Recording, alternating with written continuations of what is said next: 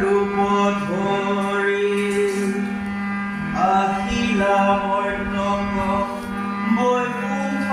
পৰি হৰি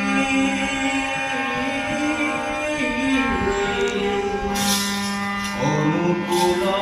ৰূপে আহি তুমি নাৰায়ণ জ্ঞানস্তে কৰিছাহি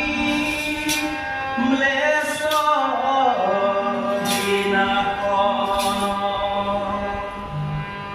ধৰ্মৰ যতে গ্লানি বিমোচন হেতু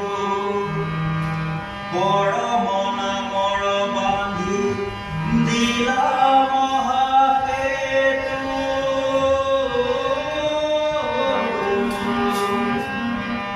সত্য প্ৰতিষ্ঠাৰ